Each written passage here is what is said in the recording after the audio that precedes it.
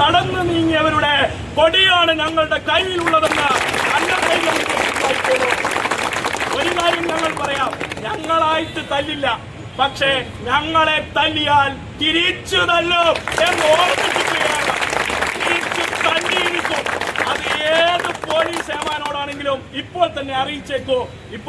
ഇന്നലെ ഞങ്ങൾ തിരുവനന്തപുരത്ത് മാർച്ച് നടത്തിയപ്പോ ഞങ്ങളുടെ സംസ്ഥാന ജോയിന്റ് സെക്രട്ടറിയുടെ ഫോട്ടോ ഗ്രൂപ്പിലിട്ടിട്ട് പറഞ്ഞു, ഇവനെ അടുത്ത തവണ കിട്ടിയാൽ തല്ലി ഒതുക്കണമെന്ന്. ഇട്ടുതരാൻ ഉദ്ദേശിക്കുന്നില്ലെന്ന് മാത്രമല്ല, തല്ലി ഒടിക്കാൻ ലാത്തി പൊക്കുന്നതിന് മുമ്പ്, ജീവൻ ബാക്കി ഉണ്ടാകുന്നതിന് മുമ്പ് തിരിച്ചു തല്ലിയിരിക്കും, അടിക്കും. അതുകൊണ്ട് അതിലൊന്നും ഒരു സംശയവും വേണ്ട. ഞങ്ങളായിട്ട് പ്രശ്നം ഉണ്ടാക്കില്ല. ഞങ്ങൾ സമരം നടത്താനാണ് ഉദ്ദേശിക്കുന്നത്. സമരം നടത്തും, ഞങ്ങൾ പോകും. അതുകൊണ്ട് തന്നെ ഗ്രൂപ്പ് വഴക്കും തമ്മിൽ തല്ലും എല്ലാം തീർന്ന് നന്ദാവനത്തിലെയും കാസർകോട്ടെയും കേക്ക് മുറിച്ച് ആഘോഷിച്ച ഏമാമാരുടെ ശിങ്കിടികളോട് പറയാനുള്ളത്, അതൊക്കെ കഴിഞ്ഞ് അവന്മാരിൽ ഇറങ്ങട്ടെ, ഇറങ്ങി സത്യപ്രതിജ്ഞയൊക്കെ കഴിയട്ടെ. ഈ കേരളത്തിൽ കഴിഞ്ഞ 10 വർഷമായി ഉണ്ടായിട്ടുള്ള ഏതെങ്കിലും വിദ്യാഭ്യാസ മുന്നേറ്റത്തെ റദ്ദാക്കാൻ അവരുദ്ദേശിക്കുന്നുണ്ടെങ്കിൽ ഞങ്ങൾ ശക്തമായ സമരം ഉണ്ടാക്കും.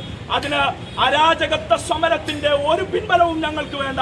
പക്ഷേ ഒരു കാരണവശാലും ഞങ്ങൾ ഇവിടുത്തെ ക്രമസമാധാനത്തെ ബുദ്ധിമുട്ടിക്കാൻ ഉദ്ദേശിക്കുന്നില്ല. സാധാരണക്കാരനെ ബുദ്ധിമുട്ടിക്കാൻ ഉദ്ദേശിക്കുന്നില്ല. അകാരണമായി തല്ലരുത്, അകാരണമായി വിദ്യാർത്ഥികളെ തല്ലരുത് എന്നേ പറയുന്നുള്ളൂ. ഞങ്ങൾ സമരം നടത്തിയത് ഈ കേരളത്തിലെയും ഇന്ത്യയിലെയും 23 ലക്ഷം വിദ്യാർത്ഥികൾക്ക് വേണ്ടിയാണ്. അത് ചെയ്യാൻ ഞങ്ങൾ ഈ 10 വർഷവുമുണ്ട്, ഇപ്പോഴുമുണ്ട്, നാളെയും ഉണ്ടാകും. എന്ന് നിങ്ങൾ കരുതിക്കൊള്ളണം. അപ്പോ പറഞ്ഞു വെക്കാനുള്ളത്, കയ്യൂരും കരിവള്ളൂരും കാവുമ്പായും മുനയും കുന്നും കൂത്തുപറമ്പും പുന്നപ്രയിലും വയലാറിലും ചോരമണക്കുന്ന സമരങ്ങൾ നടത്തിയ ഞങ്ങൾക്ക് ഇതൊന്നും ഒരു പുത്തരിയല്ലെന്ന് നിങ്ങൾ മനസ്സിലാക്കിക്കോളോ. ഞങ്ങൾ സമരം നടത്തി എവിടെ അവസാനിപ്പിക്കണമെന്ന് തീരുമാനിച്ചോ അവിടെ തന്നെ അവസാനിപ്പിക്കാം എന്ന് നിങ്ങൾ കരുതിയേക്കണം.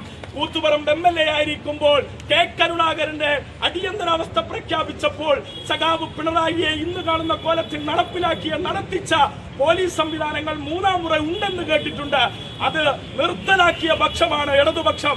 ആ 3ാം മുറ വലതുപക്ഷത്തിന്റെ കരുത്തിൽ എടുക്കാമെന്നാണ് നിങ്ങൾ ഉദ്ദേശിക്കുന്നതെങ്കിൽ തിരിച്ചടി കത്തായമായും ഉണ്ടാകും എന്ന് നിങ്ങൾ മനസ്സിലാക്കിയാൽ മതി.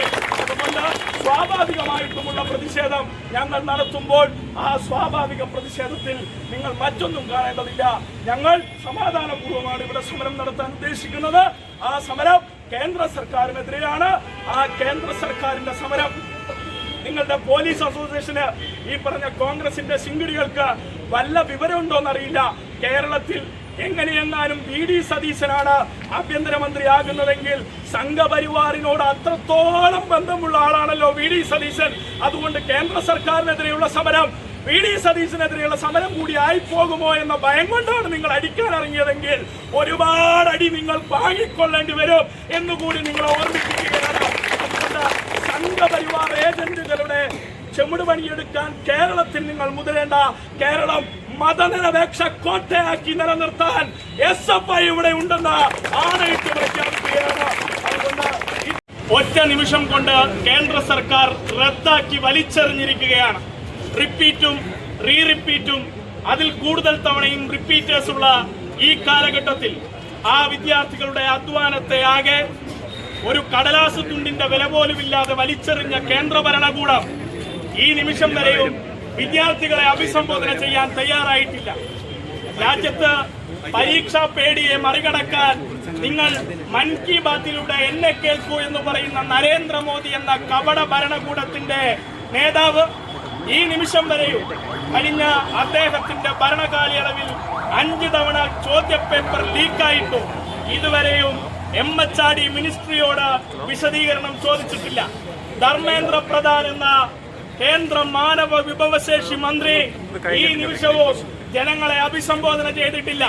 പരീക്ഷ റദ്ദാക്കി CBIയെ അന്വേഷണം ഏൽപ്പിക്കുന്നു എന്ന സ്ഥിരം പല്ലവിയാണ് ഇവിടെയും ഉണ്ടായിട്ടുള്ളത്. നോക്കൂ, CBI ഇന്ന് രാജ്യത്തെ സർക്കാരിന്റെ കൂട്ടിലടക്കപ്പെട്ട തത്തയാണ്. ഇവർ പറയുന്നത് മാത്രം തിരികെ പറയുന്ന CBI നാളെ NTA പരീക്ഷയിൽ അട്ടിമറി ഉണ്ടായില്ല എന്ന് പ്രഖ്യാപിക്കാൻ പോകുന്നവരായി മാറിയിരിക്കുകയാണ്. കഴിഞ്ഞ തവണയും അന്വേഷണമുണ്ടായി. അതിന്റെ അന്വേഷണ റിപ്പോർട്ട് ഇപ്പോഴും പൊതുസമൂഹത്തിന് അറിയില്ല. നെറ്റ് പരീക്ഷയെ കുറിച്ച് അറിയില്ല.